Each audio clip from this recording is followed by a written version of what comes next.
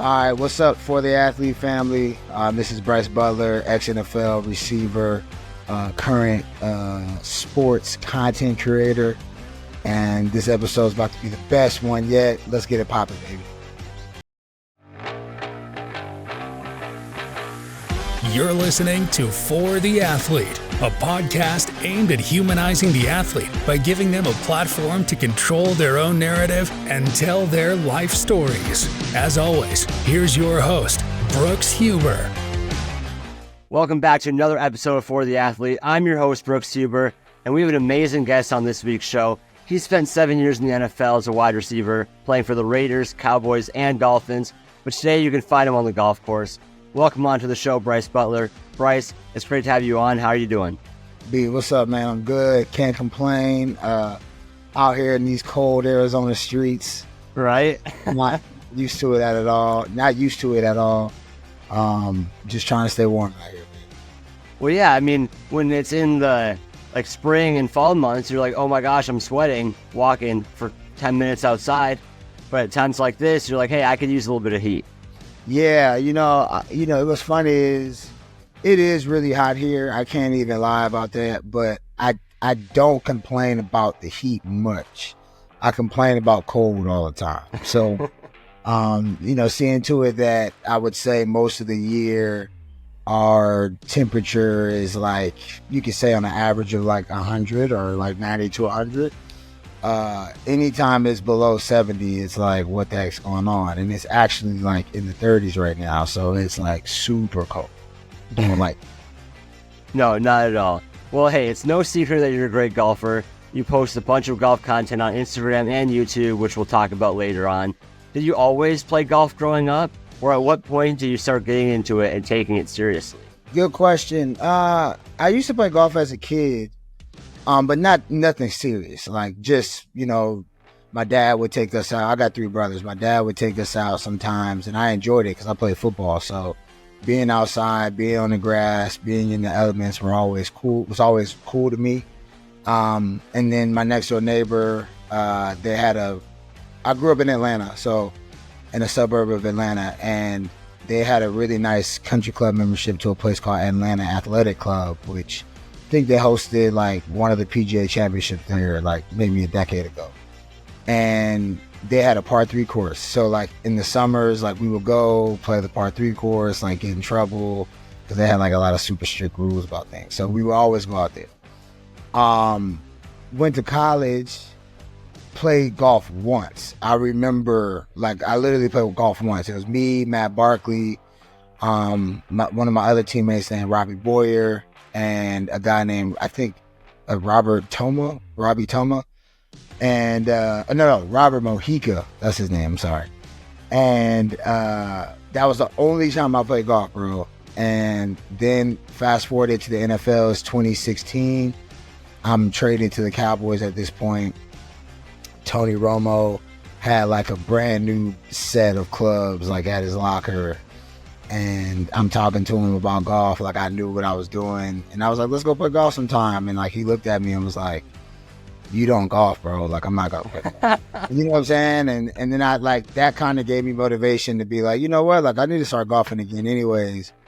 Because I used to play basketball all the time in the off season. And I just was like, you know what? I don't need to do this anymore. So I was already kind of like on the way of like finding something else to do, and he helped me find golf. So I appreciate you, my guy. Well, yeah, so like you mentioned, par 3 courses when you first got into it. I go to a par 3 course called the Gia around here in this area. Yeah, I love that place. Yeah. I just go there, just golf a little bit, but that's very good. And they keep prices pretty low, which I respect. And dude, I envy you that you were like buddies with Tony Romo. Tony Romo said, hey, I'm not golfing with you. He's my favorite player of all time. And you're like, okay, watch this. And now you've made a whole post-NFL career on it. Yeah, I appreciate you, man. Yeah, dog. I mean, obviously it's different. Like, he's my teammate, so he's like, talking trash, like, you're not good enough. And it's like, oh, like, I'll show you. Like, so, yeah, I mean, at the time, obviously, I didn't really understand why Tony would be like, we're not golfing together. But Obviously, fast forwarded to the now time, right, where we're at now. I get it. You know what I'm saying? Like, you don't Exactly. You don't want to be out there hacking it around with some rando dude like that doesn't really golf. Like, when you actually golf, like Tony's actually like, He's really good. He's won like celebrity championships. Yeah. He wins a lot of the celebrity championships. He's been at like legitimate PGA Tour events and like made cuts. Like, he's actually a golfer. You know what I'm saying? So, obviously now I totally get it. Like, I totally understand why. You weren't always a golfer, like you said. You played 7 years in the NFL, and before that, you played college football at USC. A lot of USC football players from that time period had great recruitment stories. What was yours like? You know, I'll tell you how I got the offer from USC, which was funny. So, back in like, it was either 06 or 07. I graduated in 08, so it must have been 07. So when 2007 hits, it's like February. At that point, I think football only had like one signing day period, right? And I remember being at my boy's house, Nick Sorrell. Shout out to Nick. He was my high school quarterback my senior year. We grew up together. And I was at his house. At this point in time, like, Facebook just came out, so who knows what we was doing, just hanging out, probably him trying to, see what's happening online or whatever. So I get a phone call, and it's USC's coaching staff. They called me, and Pete Carroll was like, yo, like, who are you thinking about? Like, where are you going? Like, whatever. And mind you, like, I had a few offers, but not too many. Cause like, this is early at like, pretty still early after my junior season. So right.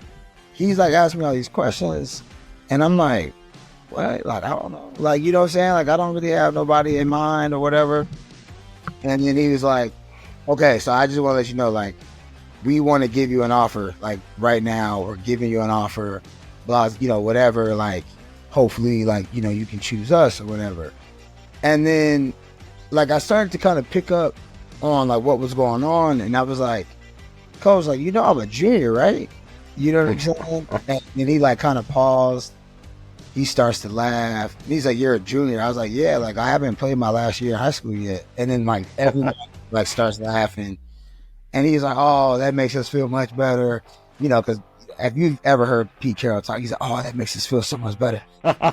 Whatever. And then he's like, okay, cool. He was like, well, look, you still have an offer. We got to come visit you. You got to come out here, blah, blah, blah, blah. But that makes us feel better. We thought we had a few hours. We just saw your tape. Your tape just hit our desk, and we wanted you, whatever. And so I'm with my boy, like I said, and he's like, what? Like, SC said, like, getting at the phone.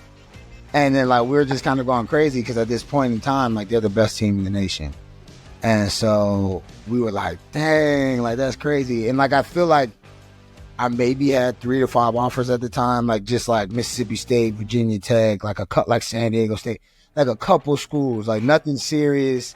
And then they called. So that was like my initial kind of like experience, like, or like recruiting story. Like, obviously I have like my recruiting trip story, but that's like the one. That's the one? Yeah, that's the one. That was funny. Wait, so you mentioned San Diego State gave you an offer. Yeah. You ended up playing your last season of college football there. Yeah. How come you transferred at CSU after USC? I was at USC for 4 years. Obviously, Pete Carroll is the one that brought me in, and then all the stuff happened. I don't even want to say Reggie Bush stuff because, like, I feel like that's unfair to Reggie because he needs his Heisman back. He needs it back. Online. And I know right now he's under litigation, like he's going after him, trying to get all his stuff back. But anyways, we had the, whatever you want to call it, the sanctions. So Pete Carroll leaves after my redshirt freshman year. Then Lane Kiffin comes in. Obviously, he's a new coach. I think he's fresh out of his Raiders and his Tennessee job. Comes in. And then basically I go from a guy that played a whole bunch to a guy that didn't really play that much. when I say like a whole bunch to not that much, like with Carroll, I was the third receiver, so I played all the time.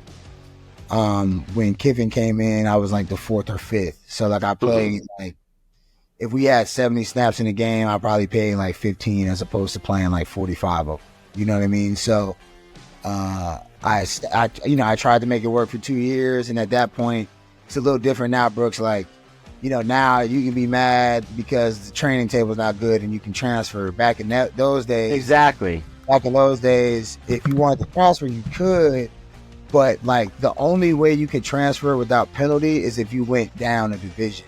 So like the only way I could have transferred after my redshirt sophomore year and played the next year, like I had to go to like a Delaware or like a Montana or like at the time like Appalachian State.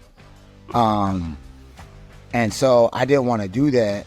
So I went back one more year and then played. Nothing really changed for me. And then I transferred to San Diego State. So pretty much like, not saying that like I did everything I was supposed to do. Like when I look back at it, like, I could have been a little bit better in spring football and stuff like that. But, I went from playing a lot to not playing hardly at all. So I had to go do something. There we go. Well, hey, another fun connection that we have in common is my dad was coaching high school football down here. He just got a job as like a defensive analyst at San Diego State. So that's another cool parallel here. Then after USC and SDSU, you were drafted in the 7th round by the Raiders. Yep. Your father, you mentioned, played over a decade for the Falcons in the 80s and 90s. How did having your father playing the NFL before you help you in the early parts of your career? It helped me a lot. I mean, because obviously, there's a lot of perks with that, right? Like my dad was really good at helping me along the way, even when I was putting my first helmet on, first, thigh pads in, just kind of teaching me how things would be when I was in the NFL. Like when I was 7, he was talking to me about how the NFL was, right? Like from an early age. Like when I told him, hey, I want to play football, he was like, okay. And then like literally now I'm 8, 9, 10 years old and we're having like NFL discussion. Growing up, it helped a lot because he's teaching me coverages, and I play both sides for, offense and defense. So he's teaching me coverages. He's teaching me, he's helping me with things as far as like what he's keying on as a defensive back. Obviously, he had we grew up, he played for the Falcons. I grew up in Atlanta. So he had teammates like Stacey Bailey, who played receiver with him, who basically ran like skill camps, like all spring, all summer.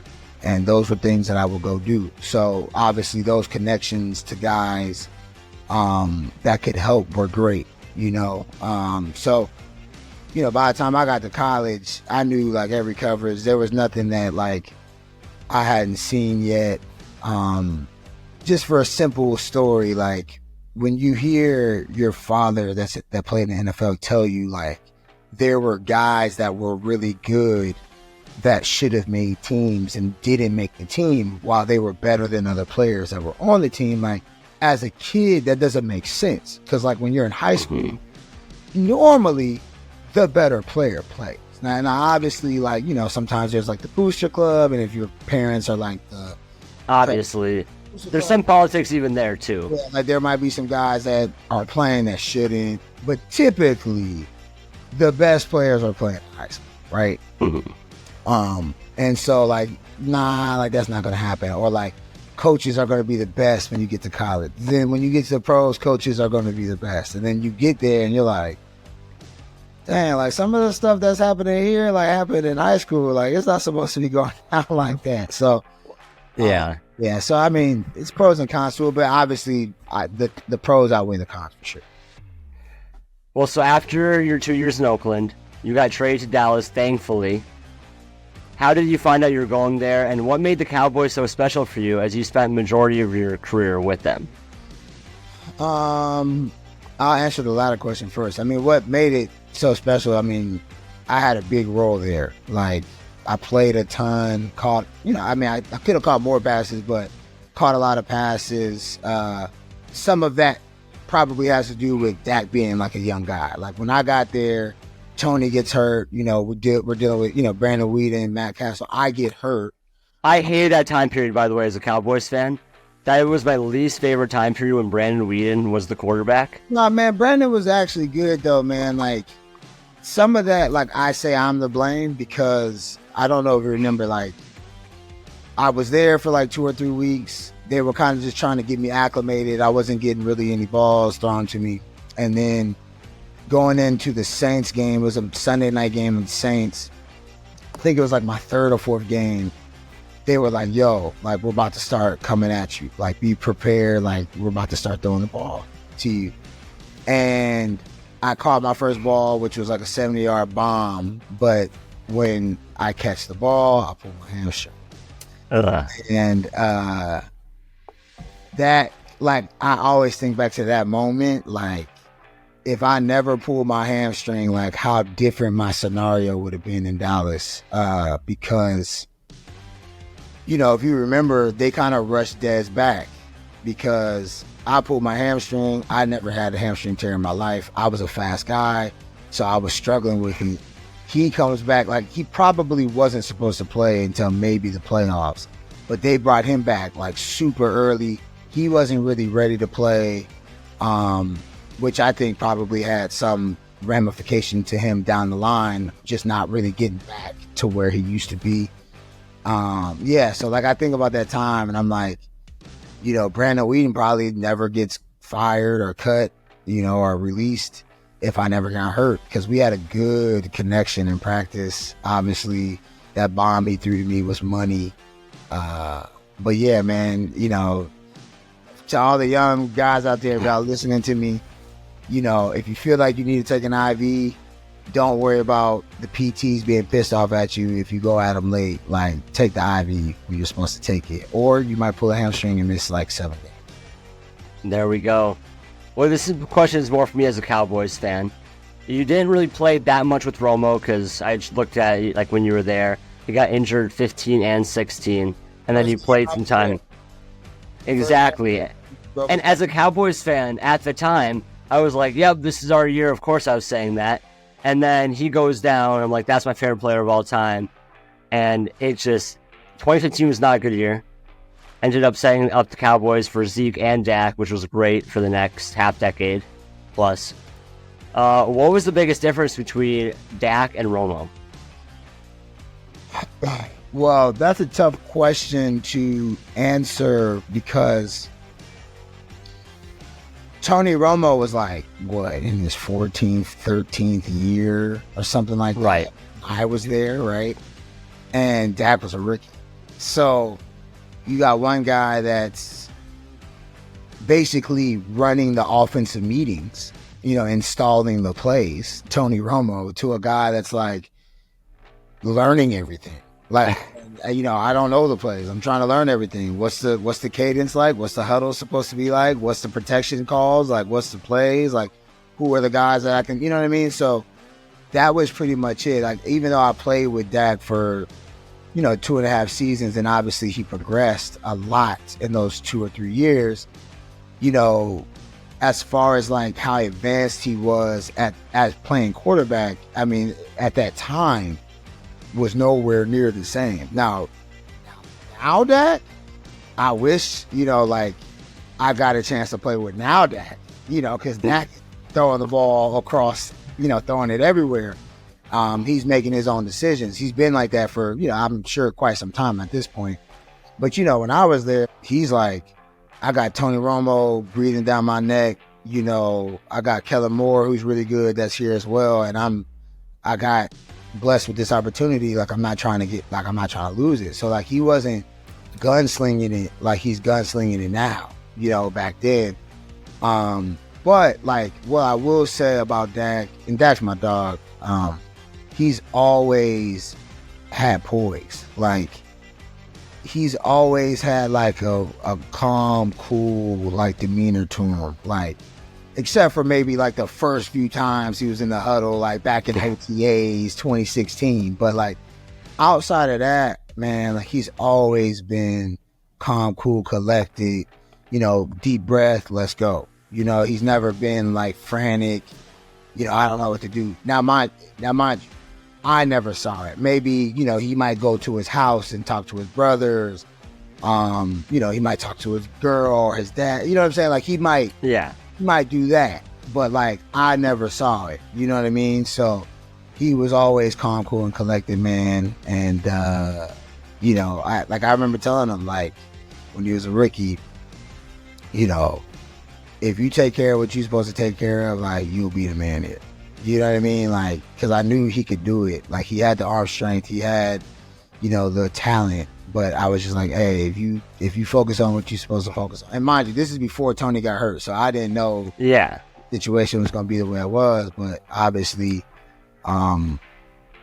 he's been doing this thing, and he was a guy that I spent a lot of time with. I could listen to you talking about the ins and outs of the Cowboys all day long, but we got to talk about you and your golfing. Actually, I love hearing about all these Cowboy stories. Like, this is awesome for me as a Cowboys fan, like hearing the behind-the-scenes stuff. But you've been doing amazing things as a golf influencer on YouTube and Instagram, which I'll put in the caption of this video so people can find it. At what point did you say, hey, I'm good at golf, I have a fun personality, let's try to build a following off of it? Oh, yeah, okay, well, so 2019, I was in Miami. I had, at this point, like a janky foot. I couldn't really get it right. Get cut. Had like one workout that season with the Raiders. Didn't get signed. Kept working out that whole season, hoping to get picked up. Thought I would get picked up. Didn't get picked up. And so 2020 comes around, and I'm like, okay, like, what am I about to do? Right? I'm going to keep training, which I did, but I was like, I'm not about to do this all. Like, I'm not going to just train and not do anything. Like, I got to make money. I got to do something. So I was always into media. I was in college. I had shows going on. When I was in the pros, on every team I was on, I had a show. Like when I was with the Raiders, I had a show. When I was with the Cowboys, I had a show. And so I knew, like, I like doing what you're doing. Like, I like interviewing people. I like, talking, and creating content. So, like, I had a plan to, do like an internship at Fox. Skip Bayless is a good buddy of mine. So I was like, I'm going to go to Fox. I'm going to try to lock in with them and, do some stuff. COVID hits. So obviously, at this point, like, I can't do none of that because COVID hit. And I was like, okay, what the heck am I going to do? Me and my buddy, Joe, had like this plan to do like a lot of golf content. But I wasn't really thinking about doing it because I was like, I want to do sports stuff, like all in all sports stuff. With COVID happening, I was like, what the heck am I going to do? So we go on a golf trip. We meet some guys. I'm sure you know these names, but like Garrett Clark, Matt Scharf. GM Golf, of course, yeah. GM Golf, now Good Golf. Yeah, well, wait, so they keep changing their... I've seen like videos of both. So are they GM Golf or are they Good? GM Golf is Garrett's page. So that's Garrett's page. It used to be Garrett and Micah Golf. That's what GM Golf stands for. Okay. And then when we linked up, when I met them, that's when we were drawing up the playbook to make Good, right? So I was at the beginning stages of Good. So I don't know if they still have them up, but like the first maybe 5 to 10 videos, like I'm on them. And now I've watched some of those too, and those are good videos. Are you still like in contact with them? Do you still work with them? I'm cool with them, but I don't work with them. I'm not part of Good. So, to continue on the story, we went on a golf trip. I saw what they were doing. They were doing what they're doing now, which is the YouTube content, golf, just golf, the ins and outs. I was like, I think I can do that. Like, I was like, I mean, it's basically self-manageable. So whatever I put out is what, you get back, basically. I was like, I already have a following. I play in the NFL. Like, I think this will, be good. And so that's how I started doing it, bro. Like, literally on that trip, I made a YouTube channel, like just Brice Butler or whatever. And I've been doing it ever since. You've done a great job branding yourself, and you've golfed with a lot of current and former athletes like Larry Fitzgerald, Charles Woodson, and Patrick Peterson. all you can find on his YouTube channel that I'll link below. Who's the best athlete you've played around a golf with, and how do you set up these rounds?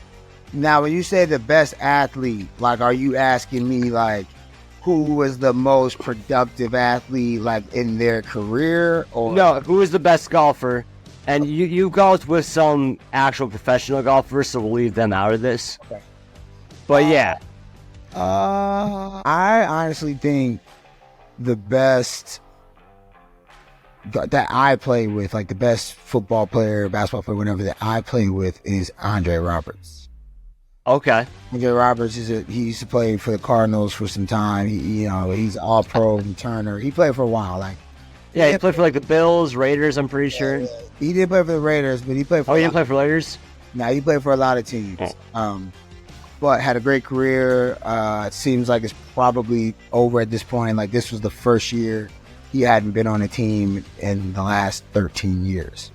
So yeah, I think he's the best that I play with. Now, I play with some guys. Like, Adam Thielen's really good. Larry can play, but he's not on that level of like Andre, Adam Thielen. Like, these guys are like scratch, like one handicap. Like, these guys are. So, my guy, the guy that I would say is the best golfer that I play with, because I haven't played with Steph yet, haven't played with Tony yet. Seeing them play, like, I've seen it with my own eyes in person at like the American Century, but I haven't play with them. So I would say Andre Roberts for sure. And then maybe right now the second best would be J.R. Smith. J.R. Smith, so you did do a video with him, right? Yeah, there we go. Yeah, couple videos with him, but the videos that I did with him aren't going to show how good he was. Because he was like, if you know J.R.'s story, he went to college to pursue golf. So like when he started golf, like when he started it, when he was a freshman, I got him on for the first time, and his game wasn't close to mine at that time. Let's just be honest. The second time I got him on was at Bandon Dunes in Oregon, and he had been there for like 2 years, but had grinding, and his game was way better, like way better, and he beat me. Like, I think I shot a 79, he shot a 75, so he beat me. And then I saw him again recently down with playing with Michael Jordan at Michael Jordan's golf course, and his game looked like, his game good. So, yeah, if y'all watch J.R. Smith on my channel, it's not going to do J.R. Smith justice. So, have you been thinking about making more than golf content? Because you said you wanted to make different content when you first started. What does 2024 look like for Brice Butler? So, obviously I've been doing golf vlogs. I have like 5 or 6 videos I need to find an editor for to get those videos up. But I'm not gonna stop doing YouTube, but I'm gonna slow down on like the golf vlogs per se. I'm gonna try to get those 5 to 7 videos that I just mentioned that I have like just locked and loaded. I need to get those edited and posted, but because that's just content, like just wasting. But I have a deal with Sports Illustrated, which is going to basically take me all over the place this year, doing like host work, sideline reporting, sideline interviews. First job I got with them is going to be at the Super Bowl this year. So instead of staying here for the Waste Management, I'm going to be in Vegas There we go. in my community of folks, which is football. And I'm going to do that, I can't wait for that. That's going to be awesome. And it will be super awesome if the Cowboys make it to the championship. Yes. First ever Super Bowl, work, like my first ever work at the Super Bowl. It would be sick if I'm at the game and the freaking Cowboys are there. So that'll be awesome. So I got a lot of that coming up. I'll be at a lot of golf tournaments doing the same stuff. I would say more like interview work, kind of like sideline reporting, host duty. You're going to see a lot more of that coming up in 2024. That's incredible. How did you get in touch with Sports Illustrated? How did that all work out? I met Patrick Peterson had a golf tournament. One of the guys there worked for Sports Illustrated. We ended up being paired together in the tournament, and we're just chatting it up in the cart. I mean, anybody that doesn't golf or anybody that does golf, you guys know the power of golf and how it can forge some business relationships or partnerships, because you're spending time with people and you get to talk to them. So yeah, that's how it happened, bro. Like, literally just basically the luck of the draw kind of thing. I'm not gonna say I would have never had this opportunity, because the guy that I met knew like one of my really close homies that was at the event as well, that had called me in the past for some work with Sports Illustrated. Okay. Like, it might have happened, but it organically happened, or it organically accelerated once that tournament happened. So shout out to my man Patrick P, aka P2, for that connection. That's awesome. Is there anything else that we haven't talked about that you'd like to speak on about yourself or your story? I mean, not really. I mean, obviously, we could probably sit here and talk for hours, just like how you said earlier about story. Right? If you would ask me certain questions about certain seasons, I could probably give you some answers. But other than that, not really. I mean, we got, a general sense of like what's popping. I'm excited. I love this space. I like the grind of it, right? So obviously, when you message me or message people about doing a show, like, you're not just like, oh, I want to talk to you, right? And we're just going to talk, right? Like, you're literally doing your research, you're looking things up, you're coming up with questions. And, I think the hope is when you do these, like, the person that you're talking to will talk, right? The biggest thing, in this space that's hard, it can be hard on you, is like, when you get a guy and they're not really talkative, and then now, like, you're like, shoot, like, it feels like, you feel like a little pressure, like, this guy's not talking. Like, do I have enough freaking questions to ask this dude? And maybe you ask him the right question and he's like, what? Like, how'd you know that? Like, what? And he starts to go off. So I love this space. I love this journey, getting content out there. A lot of people are dying for these conversations, right? Like, people know what the Tony Romos, the Dak Prescotts, the Stephon Diggses, the Stephon Gilmores, like, they want to know, what those guys are up to, working with guys like. So, I don't think I got anything else, but man, I appreciate you getting me. I'm sorry that it took so long, but I'm glad we were able to make it happen. No, I'm glad we were able to make it happen too. And, we talked about this off camera. Brice and I actually met 6 years earlier at a Cowboys meet and greet out in Dallas. And that was actually, that's what got me into this space. Yeah, there's the picture right there. That's what kind of, and that's what kind of got me into this space, because after our interaction, I don't know if you remember this, but you were late to the event, and the event coordinator was like frantic trying to find you. Byron Jones is over there sitting at the table laughing, like, oh, that's Brice being Brice or whatever. You get there, and then the next morning, we're staying at the same hotel, and I see you in the elevator. I tell you to go mosh Josh Norman. You get lined up on the goal line right next to him. I'm like, hey, they're calling his number, and then you guys get a false start penalty or something, and then it gets all shuffled up again. No, this is a. Oh, yeah. Yeah, no, I was like, oh, this is it. But no, that was great, because after that trip, I was like, hey, this is what I want to do. I want to be around athletes. I want to be talking to athletes. And, even though I did get Dak to sign my hat, meeting you definitely was a highlight. So I'm glad we did that. And I'm glad to get you on the show. I appreciate you, man. That's cool. It seems like that was at the, based on the picture, it looks like that was at the Omni. Was that at the Omni? I don't know what it was called. I remember you guys were playing Washington on a Thursday night game. Yeah, dude, this is the new hotel. So this is this is probably the first time I did a meet and greet at the Omni, because that at that year, I think, I want to say that was 2017. It was 2017. Yeah. That hotel was brand new. So, like, we weren't staying there prior to that. We used to stay at the Gaylord, which was like 20 minutes away. So I think he just like, I was late. I was like, I don't know where I'm going.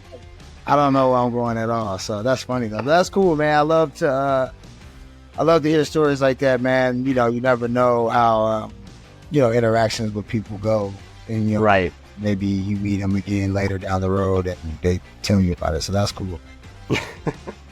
Well, hey, that's all I have for you. I'm your host, Brooks Huber, signing off until next week. Thank you for listening to the Brice Butler episode on For the Athlete. Thanks for listening to For the Athlete. As always, be on the lookout for another athlete appearance next week. Make sure to follow us on Instagram, YouTube, TikTok, and wherever you listen to podcasts.